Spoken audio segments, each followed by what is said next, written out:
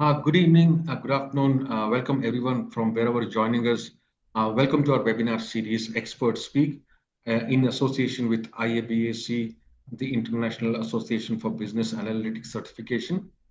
And today we have with us the founder of IABC, Ms. Hans Bokus, and joining us. And he will introduce us to the speaker for today, Ms. Nadine Soyes. And over to you, Hans. Thank you. Hello, everyone. I'm Hans Volkers, co-founder of IBEC. I'm happy to introduce you to Nadine Soyes. Nadine is the founder of AI Practice Hub and an AI expert and advisor based in Belgium. Being bilingual there is almost automatically, but she studied on various German institutions and works more than 15 years in an English language business environment, which AI is. So she has good understanding of different languages. She's recognized as one of LinkedIn's top 12 AI in work voices to follow in Europe. With over 15 years of experience in digital transformation, she helps organizations navigate change with confidence. Nadine bridges business, people, and technology to ensure AI initiatives deliver real value. Ladies and gentlemen, Nadine Soyes. Thanks, thanks for the kind introduction and the bilingual. So I take this over. Say, goedemiddag in Dutch. Thanks. Hello, good afternoon, guten Tag in Deutsch, and bonjour in French. So we speak four languages here in Belgium. So in English is for my work language. So we speak three languages and English the work languages. But now back to the topic. We don't waste any time, and your time is very valuable. And I appreciate it that you all are here. And please write your questions in the chat if you have any question that's coming up or any thoughts. And I like to design it a bit more interactive so that you can listen to my slides, but you can also ask some questions. So we have today a very actual topic at the moment, how to getting results with AI, and actually how to design an AI roadmap and then getting really value with AI. I say this because this is really a problem in companies today. 70% in companies I step in, they're in the experimentation mood and they don't know how to get really value out of AI. What are the different steps to really identify opportunities and get them in a roadmap? And I would like to show it today in the next round about 45 minutes, and then I plan 50 minutes Q&A. You can stay and ask all your questions that came up. And the first thing is we are experimenting with AI, but we don't have a clear structure yet. And that's why 73%, now it's about 78%, it's my new number, of all AI pilots fail in the first year. And this is, I hear so often, we experiment, but we don't get any value. I heard this from CEO from a logistics company recently, from a consulting firm, from a financial service provider. I work with a lot of insurances and many companies, they're all experimenting without structures. And maybe this sounds familiar with you, and it captures the reality really perfectly. There's a lot of enthusiasm there. When you talk with people with AI, they would like to learn and really get into it. And the tools are there. I mean, everything's available. You can sign up for ChatGPT, for Claude, or when you have Copilot, it's really easy to use. And then people start to use AI in their work. Then you have a lot of shadow IT and a lot of pilots. They're disconnected, or experimentations disconnected within the organization. And that's why there is no structure. And I would like to first know from you, what is the biggest obstacle for you when it comes to AI? what is the biggest obstacle to get any value out of it? Maybe you can write it in the chat and then we can learn from each other. And I look in the chat. Trusting the results, yes. How we ensure responsible and ethical AI use. This is a governance topic, yes. Getting the right data. So data problem. Great. So I try to answer everything today. So a sort of data, maybe this is a background as a data scientist to talk about data, but it's really a common problem. So I believe that you should start small and design for scale when it comes to AI. What does it mean? So normally in companies, you have a lot of data, but they are in different sources and they are disconnected. And when you start then with an AI project or an AI pilot, you need the data and you have a lot of data silos, you have to connect the data, and this is really a problem. So to get really a value out of AI, start small with maybe a smaller data set that you have in your company, that you know it's clean and the AI can work with that, and then scale later and put more data in. This is a bit ambiguous because you say, okay, AI needs a lot of data to work properly. Yes, that's right. But when you put a lot of data that's not accurate or that's disconnected, or AI can't use the data, then you also don't get consistent results or the right output. So it's a bit ambiguous to start small with a smaller data set and scale later, and then really doing and adding step by step more and more data. The AI reality today, why AI doesn't deliver results. We have the standard experiments. So AI initiatives operate in silos. There's disconnected. We talked about the data readiness. We have also the wrong priorities. So you think something is working and then you say, oh, it's great. Then we pursue it. And then in the journey, you see, okay, it's not working for us. And you have a lot of governance. So there are absence of clear roles, or you have ownership structures that are not, they have the mindset for AI, or you put governance too late. I also see this a lot. You start with AI, you have an AI workflows, and you say, oh, we need a governance, and then you layer the governance. So it's really best practice to put an integrated governance really early in your AI initiatives. So the thing is, AI is moving faster than companies can adapt. And their AI initiatives are up in the air with no really what AI really needs to run proper and consistent output. Every department does its own thing. And then you have also disconnected pilot or not learning and not scaling in the company, no owners that talk to each other and sharing AI initiatives, and no one should really knows what should come first. So what is strategy? What can it look later? What's the world today? What's the world after with AI? You have to really answer the why first. And then you can really have the basement. So it's all about building the basement for getting AI results.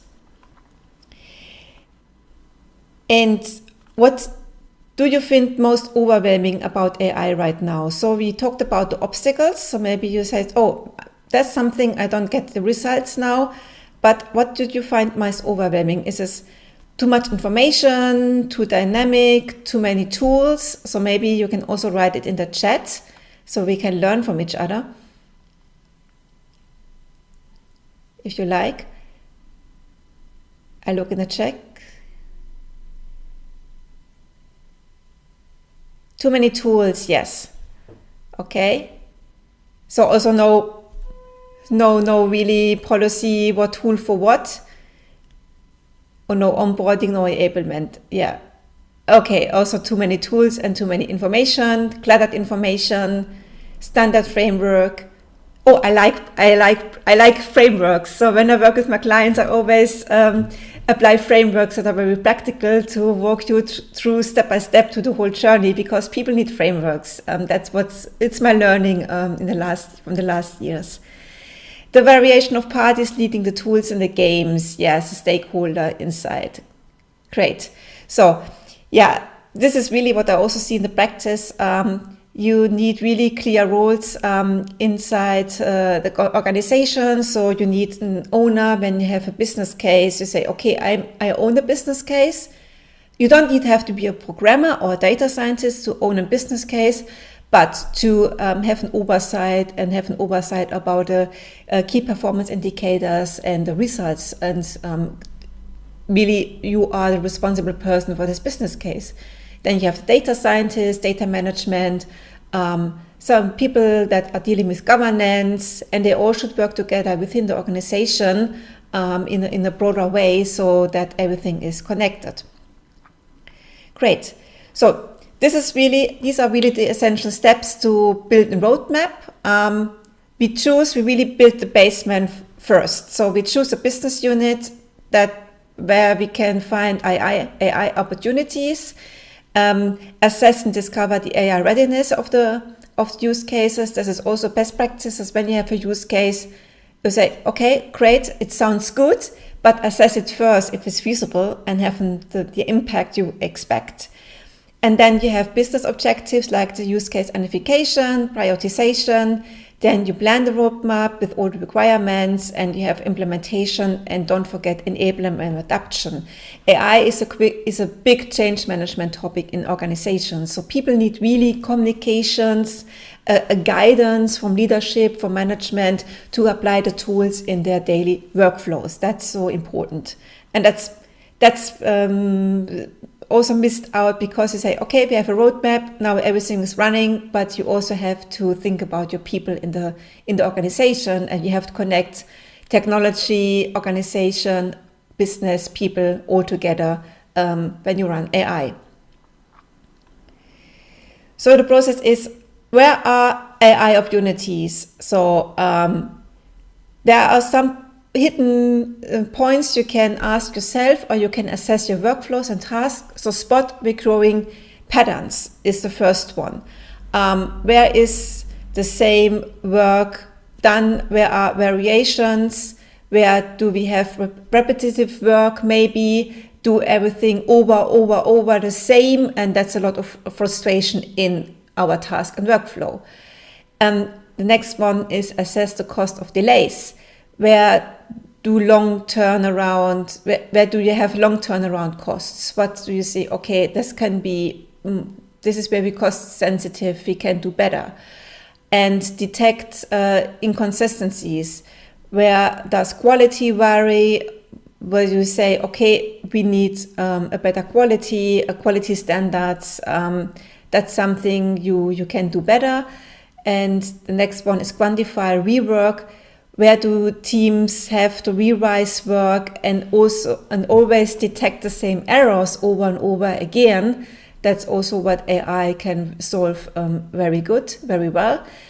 Then identify knowledge dependencies. Where is a lot of work with knowledge that is not viable for everybody because it's a critical expertise, or it's really defragmented in the organization. That's also where AI can have a lot of value. And then readiness. In practice, pilots really fail because of technology, but because the business owner isn't committed enough, or it's not feeling in charge. So when you have that means when you have a process that's really say, okay, we have the data, there's a lot of frustration, a lot of repetitive work, but we have a problem with stakeholder and the business owner, then it's also not a good point to start. Maybe you put it on the list for a strategic use case. You can follow up later, but really we want to get started and then start with something you can easily follow through. And these are the different patterns and the different signals, I call it signals, that you can have in your workflows. And I was always hear, wait, you already have AI or have an AI tool or something like this. I heard this a lot, oh, everything is working. We don't need any help or we don't have to check anything. So, but do you know really the why? Do you have the right skills, the right data, the clear mandates? So it's more AI, it's more than using ChatGPT for document summary or for writing emails. So that's where you start. But real value with AI comes with workflows and automations, and that's beyond summarizing documents and writing emails. And then you need more than just a tool access and the prompt and have good prompting skills, because it's a organization transformation.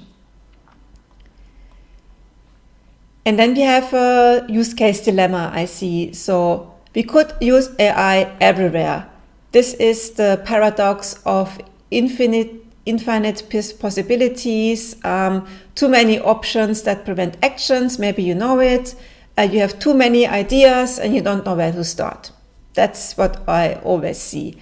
Let's start with the coolest use case. That's also what I hear a lot. This is, there's a lot of motivation, but pursuing technically can be very complex, or it's when results don't show up quickly, then then it's not a very cool use case. Maybe you have something saying, oh, we would like to do, or it stands out in our market and our with the competitors, but then it's not always the best use case when it comes up implementing it. Then every department does its own thing. This is really fragmented, prevents scaling, and you have a lot of duplicates, and you miss opportunities for shared learning and infrastructure. So it's about building really organizational infrastructure. You can scale step by step using the infrastructure you build over and over again for different departments, and not building everywhere the same structure. And so also we don't know where to start. When you miss frameworks or some methods, you really don't know how to pursue and how to start everything. Good. Understand the problem, the why. This is also important for the baselines to have AI connected to business and value. So these are really 4 or 5 important questions you can ask yourself. Where do you lose the most time, money? Which workflows are highly manual today? Would we like to improve process or reinvent is? There's also something like, okay, do we put AI into a process to have an AI process, or are we really up to reinvent and innovate everything? And which tasks are repetitive, data-driven and pattern-based? What are strategic priorities? So these are the 5 questions you should really, when you have a problem, ask yourself, and really understand the problem and say, okay, this is really something where we can put AI into it very easily. So, and for you to think, maybe write it in the chat. Where do you lose the most time, money? Which workflows are highly manual? And where do you feel frustration? Everything could be better. So maybe when you have one question and one answer in the chat, maybe put in the chat what is one workflow that consistently wastes your time, where you have a lot of frustration. So personally, you don't have to share it, but maybe you would like to share it when you think about your work. Okay, this is something, there's a lot, okay, that could be AI very, very helpful. Maybe you can put it in the chat.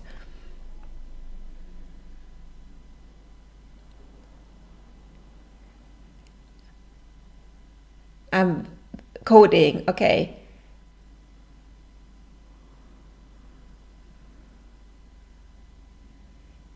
Somebody else? Anybody else? Okay, we can go back to the chat later.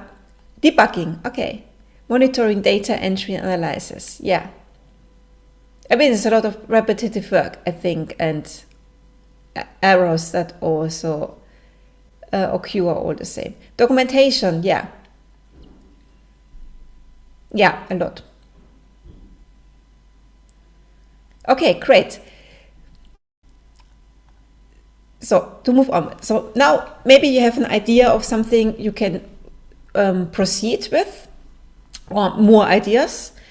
And then before you go on, I really advise to do a first AI readiness check of these ideas. If it's really worth to pursue it, when you have a workflow and task, you can say, okay, we put AI in it. What is the potential value and return on invest? Is this really worth it?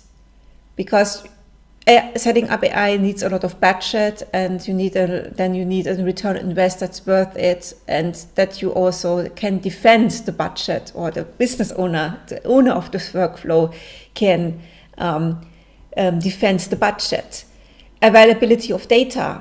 So when you have a use case, but that sounds really nice, and we can prevent a lot of frustration, but it's really complex to get the data, and for now, I wouldn't start with that. So it should be a minimal data set you can use that AI is running, and then adding data later, as I said at the start. But you should have the data ready for the AI workflow. And when you can't access the data in your organization, then it's also not really AI readiness. Then do you have the internal capabilities? I mean, the skill, the tech, and the people. When it's really complex what you would like to implement, and people lack the skills, and the tech is very problematic, or the buy-in is very cost intensive, then I would also overthink this workflow or this AI opportunity.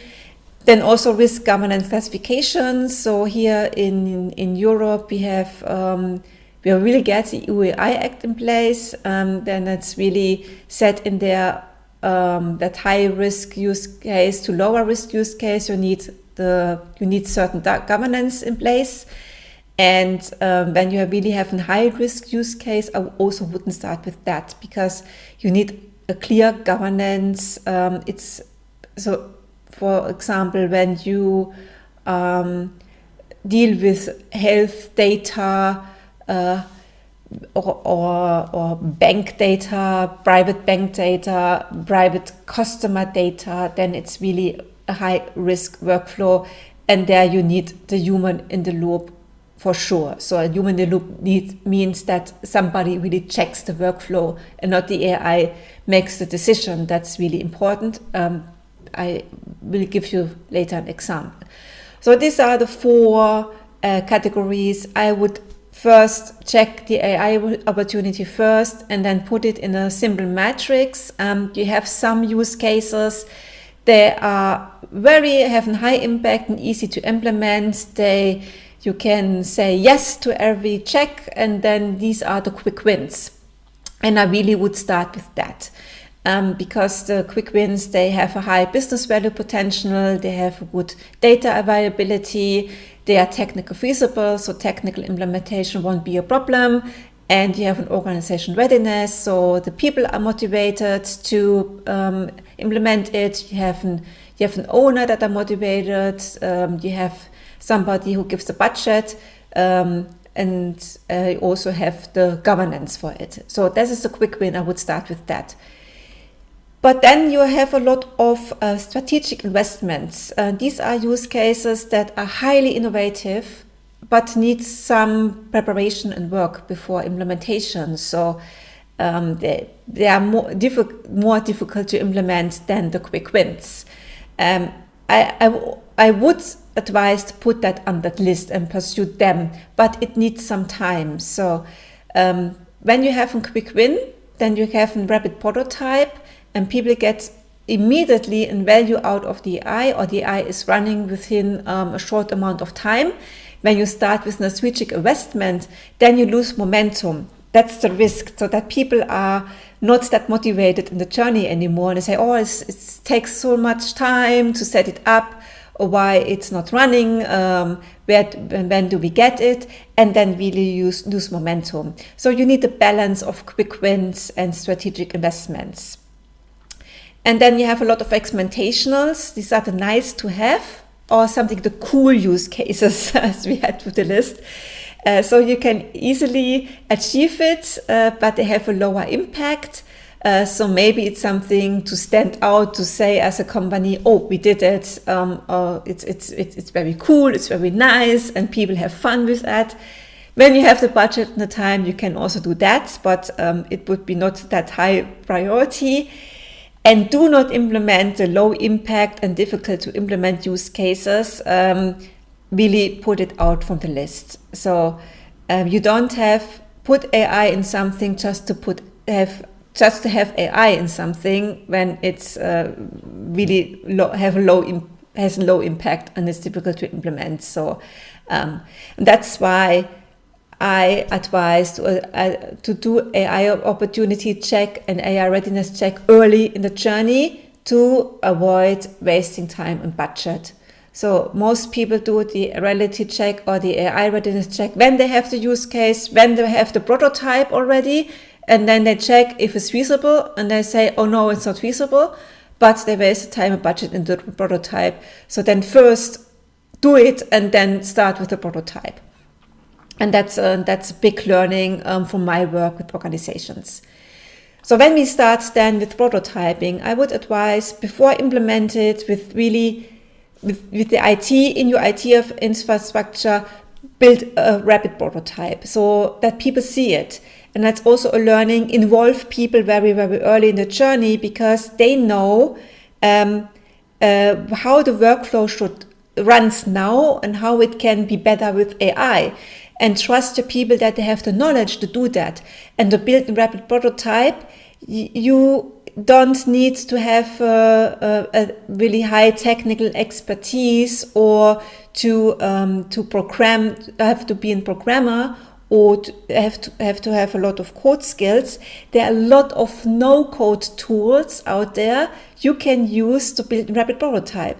It's not about integrating the no-code tool into your IT infrastructure when it's high security, but to check something, you can use a no-code tool. Like I use n8n a lot to build my rapid prototypes and build my AI workflows to check if it's working with a low-risk data set. I built the rapid prototype with the people that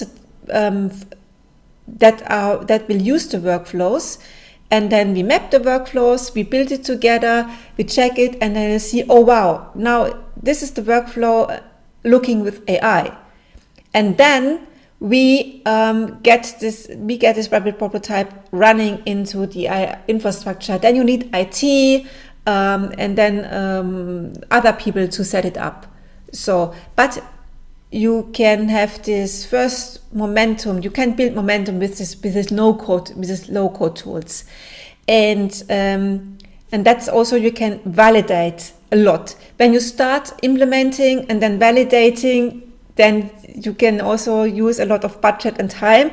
But with a rapid prototype, you can validate things and say, okay, this was our expectation. Maybe we should change the workflows, or integrating this step, or leave out this step. So you can really play with that. When it's ready, then implement. That's also a learning from my work. Does it make sense work using Claude for the rapid prototype? Yeah, when it's feasible, yes, because you can set up in Claude, you can set up the workflows, and yeah, when you can do that. I often use n8n. I love it because you can really build automation and workflows. I'm not a sponsor of n8n. I don't get money to say it, but that's my tool to go to, really to build the workflows and automations, and then test everything. So, and before also building testing, it's like deciding the approach and also checking the human in the loop points. So this is the governance from the beginning. When you have this rapid prototype, you have to decide, okay, for this solution, is it an AI chat, simple? Is this an AI assistant? Is this a manual trigger? Is this an automated trigger for the assistant? Or even is this an AI agent? On the agentic AI, you hear a lot, and you read a lot, maybe also on LinkedIn or in the media. And I don't see organizations at the moment that are really agentic AI ready. So most of them, they build an AI assistant and workflow and automation, but the AI, it's not agentic. The AI doesn't make any decisions at all. So, or you don't connect. You connect human decision points in your workflow. So there is no company that say, okay, we use this agentic AI system that the AI makes our decisions. You can try it out for low risk workflows. Then have something documenting or summarizing, sending me by email at the end of the week. That's a low risk. You can try it out. These agentic AI systems that will be in place in the near future, I believe, but for most companies not yet. No, not yet. So they build manual workflows, manual automations, and you have to check also or decide with the prototype which approach is the best for our problem solution. And then you can also, with that prototype, check, okay, where do we need a human in the loop? Where do we need human checkpoints? And then you can put a governance very, very early from the start. When you have this prototype, and then you can really set up a roadmap for implementation. This is then first for this one. So what we will do, the concrete use cases, they should be answered in the roadmap. Why does it matter? The concrete return on investment with numbers, really concrete numbers. You can then really track quarterly if we are on track. When you see signals that it's not working, then also say, okay, we stop the AI project. It's okay to stop something when it's not working, when you see signals quarterly that it's not working. But you should know what you measure quarterly and really measure it regularly if it really meets your expectations. Then who owns it? Roles, responsibilities, when it will happen, the timeline, quarter 1 to 4. Who will set up the solution? Is this the internal IT? Is this a buy-in? Then, it depends on the budget you have. And also, what do you need? Resources, skills. Do we have the skills? Should we have to skill up people? Do we buy in? So, and also integrate and set up an AI governance early. When you have such a prototype, and you put it in a roadmap, and so it's not like, okay, you have a prototype and then you have a roadmap for one prototype. Our goal is to scale within the organization. And the next thing would be, okay, we have a working pilot, a working thing. We can think, what makes sense for the next step? Is there a department that can also use this pilot? Is there a department that have a similar problem? We can change the pilot. We have a second pilot. So don't start from A to Z, just start from A to B and then scale over the organization where it makes sense. And don't try to start with 10 prototypes or 10 pilots at the same time. When you start with AI, you get overwhelmed. So start with really a few things that are working and then scale step by step within the organization and roll out where it makes sense. Maybe departments can use the same infrastructures, and then you can scale easily, and then you can step by step become an AI company. When it comes to governance, it's also what I see a lot. Our company said, tools are not allowed, like ChatGPT is not allowed. Claude is not allowed. We only do Copilot or something like this. So the governance shouldn't govern tools, but should govern use cases. It should be use case based. So is this workflow allowed? For example, it's automated customer communication allowed. So that the AI is in our customer communication. It doesn't matter if this customer communication is in ChatGPT, Claude, and Copilot when the data is safe. But you see, people then don't know, they think AI is not safe, and then they don't allow to use tools. But people don't understand it. They will use the tools, and then you have a shadow AI. That's really a high risk for organization. So really give people use cases. Look, this is a low risk. This is allowed. You can do that. That's a high risk. That's not allowed. Then please reach out to our AI our AI governance, and you need a role in an organization. People reach out and ask questions about it when they're unsure if it's allowed. So people have to understand use case based governance and not tool based governance. So I also advise to switch the thinking a bit.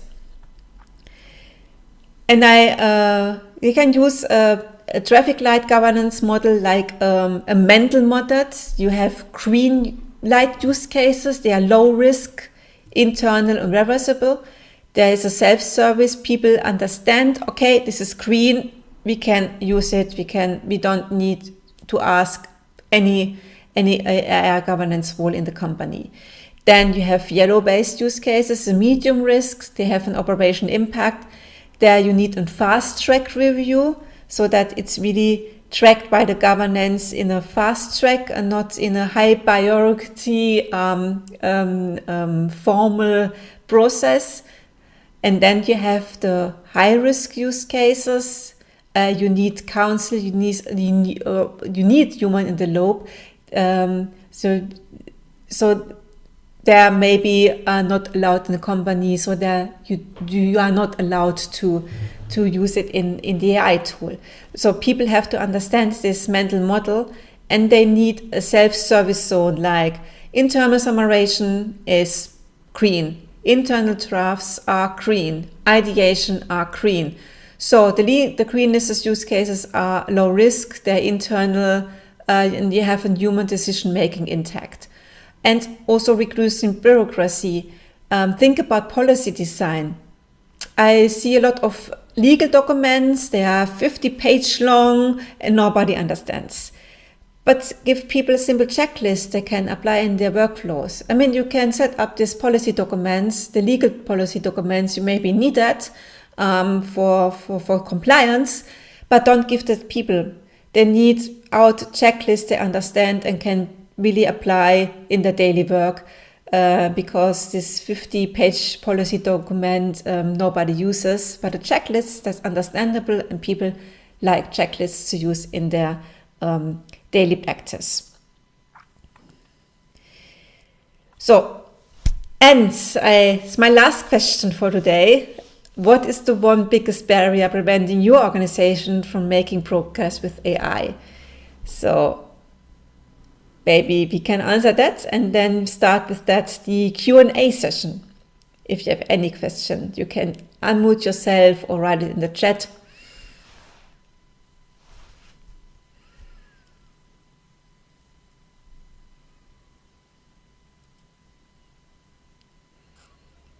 Expertise alignment is the biggest barrier. Okay, so alignment with people. There was somebody unmuted.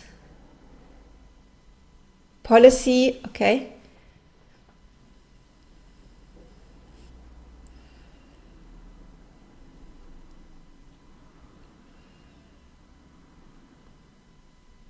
Somebody else. AI policy and governance frameworks.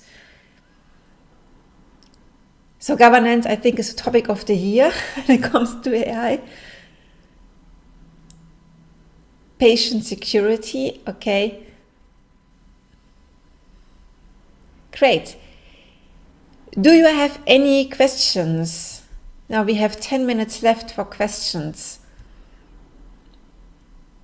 I'm here to answer or try to answer everything.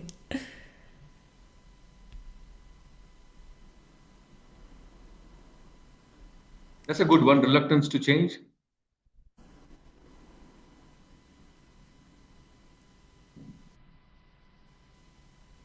Is this a question? Or No. It's me, Nadine. It's Ram here.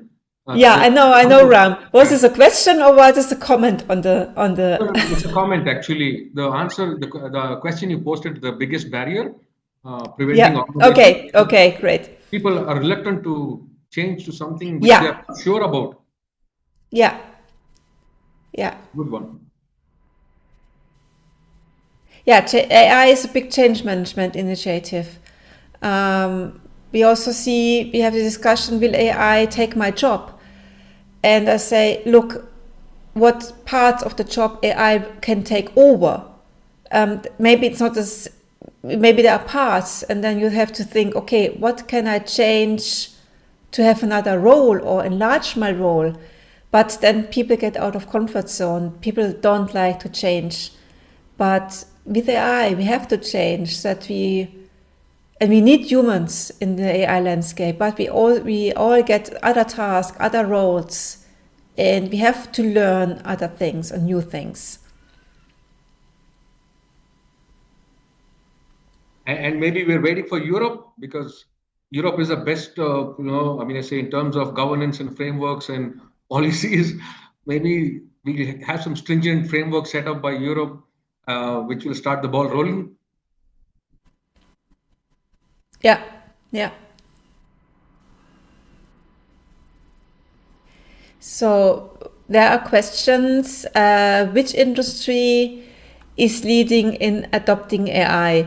Oh, I don't see a leading industry. I see a lot of law companies because they have a lot of knowledge and they have a lot, they get much value out of it. Insurance companies, even they are high regulated, they do a lot. But at the moment, I don't see any leading industries.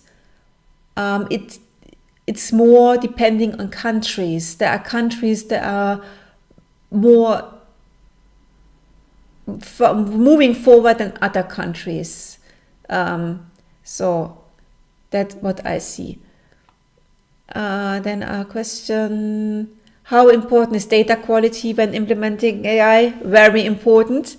That's why starting small with high quality data and then enlarge the data when you clean the data. Data cleaning needs a lot of preparation and time, but don't wait before implementing an AI or start using AI. Start with the data you have and then scale it. So the better the data, the better the output.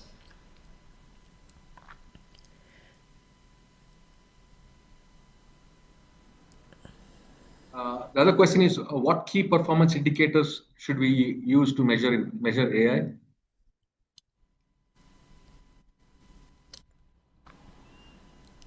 Well,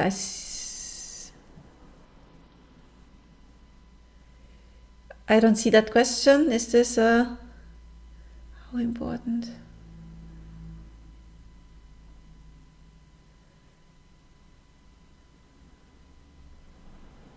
Yeah, after that, I see a question which says, what key performance indicators should we use to measure AI? Oh, it's not general, it depends on the workflow. I mean, the obvious one is saving time, that you save X% time. But then you also need something like, okay, what do we need? What do we use? How do we use the free time? Do we work less? Do we work more? But saving time is the most obvious performance indicator.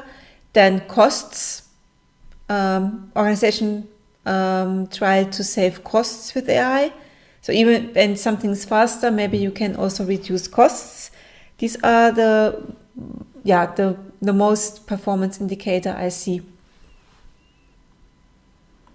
And we have Munib asking, for someone starting a career in data science, which skills are most critical to contributing in AI-driven strategic decision systems? Basically, skills.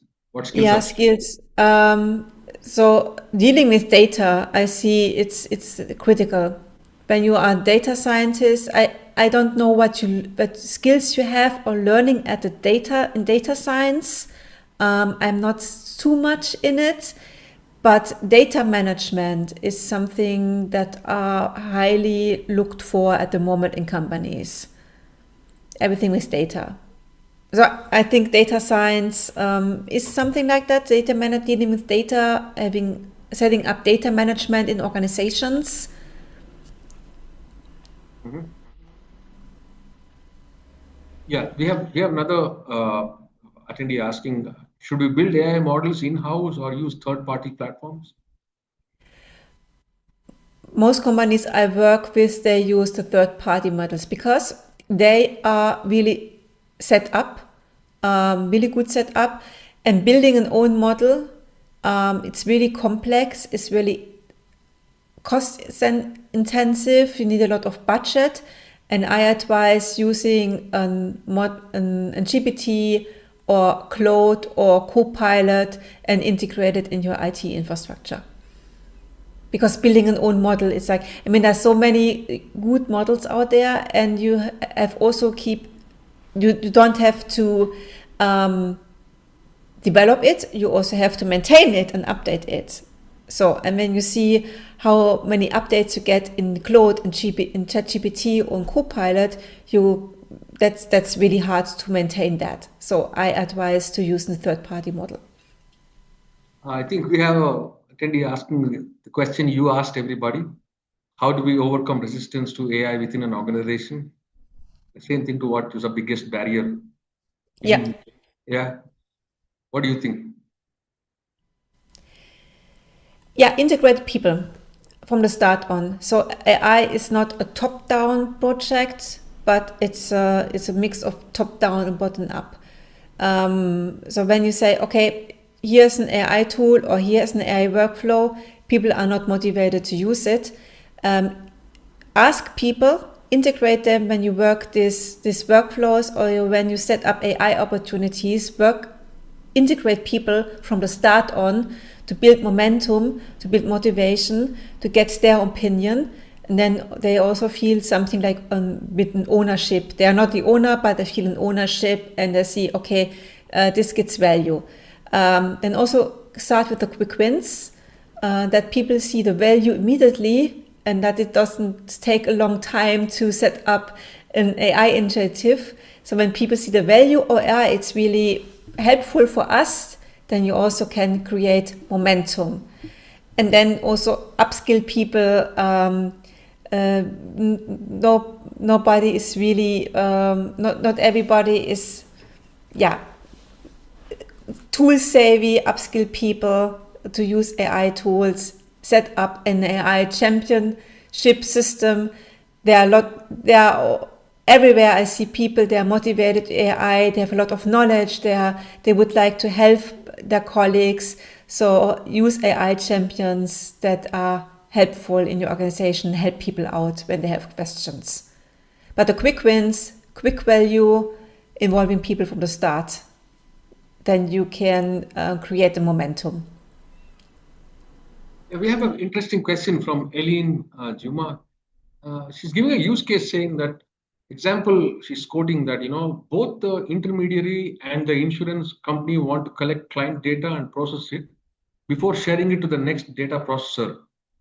But it's the same details that's captured as data entry at both business points. And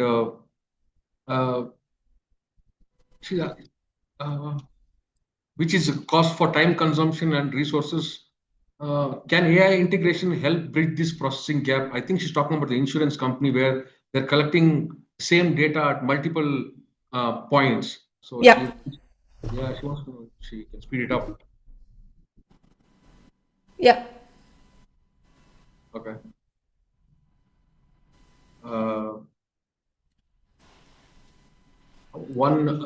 Rick is asking, do you see deterministic AI coming soon? But I didn't understand it. Wait, let me read it.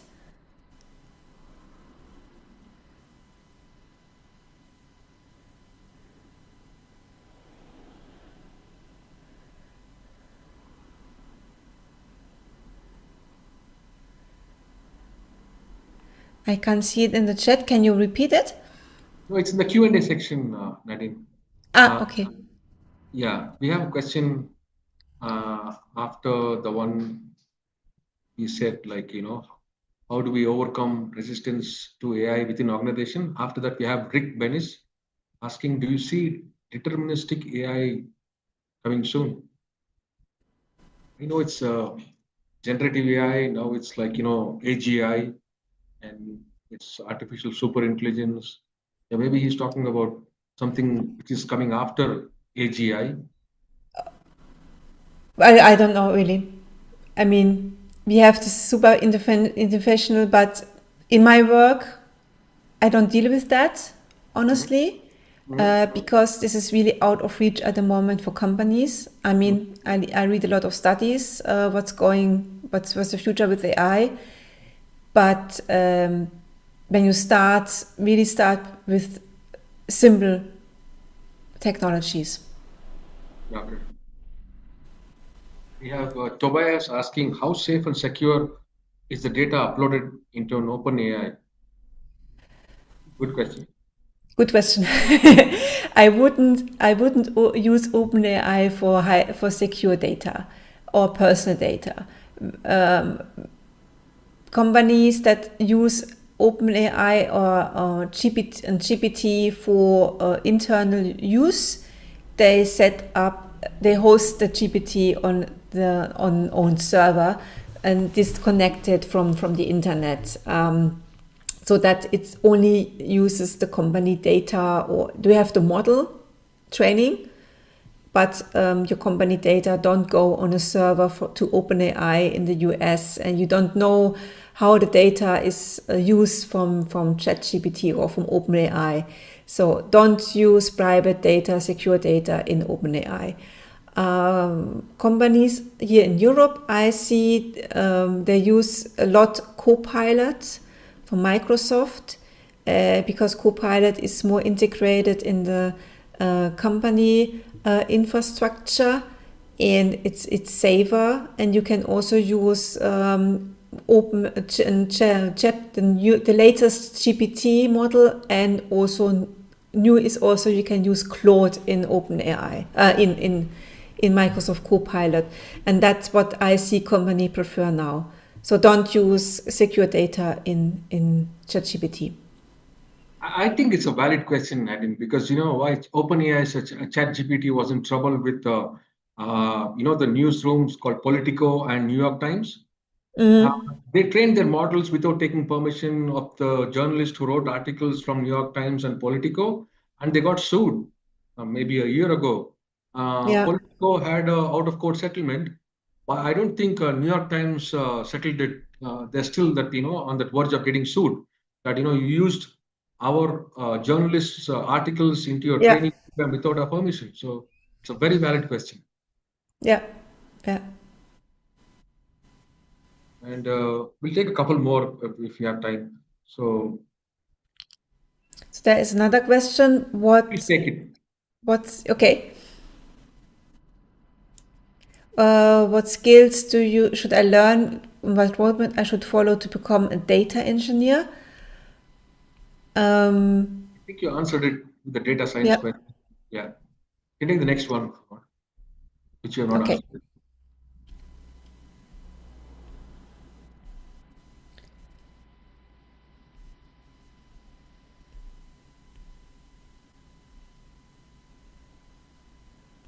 There's also switching from data analyst to data engineer. So Ram, maybe you have more knowledge on this career path. The last one from Omkar. Can you please guide me on the important technologies, tools, learning path acquired to transition from data analyst background to data engineer role? Yeah, I mean, I say I am mostly in the operation side of things. I mean, I say mostly with the kind of tools that each one you can transition into, but I'm not the right person to answer that question at that level. Yeah. Uh, yeah, I'm at the operations. I work with the operations side. Yeah, so we can proceed with whatever questions we can take. Okay. So I think we had all question answered. Yeah, we can take one last question. If one does some innovation in AI, how can they patent that which is respected throughout the world? So someone is asking if they innovate something in AI, Yeah. can they have a universal patent which is recognized around the world? I think so. Can you? Yeah, I think so. Yeah. Yeah, that's a fair question. Anyway, I think we are coming to close to the 1 hour mark, and Nadine, it's been brilliant. That you could take your time out. Like it's been a interactive session, and thank you so much for taking time out. And we really appreciate from our side, from IABSC, like that you're taking time out, like to take our session. And thank you everybody for joining. And we'll keep you all posted for upcoming sessions on all our social media channels. And thank you so much for joining, Hans. And have a wonderful day, everybody. Yeah. Thank you. Bye. Thank you. Bye-bye. Bye. Thank you all and goodbye.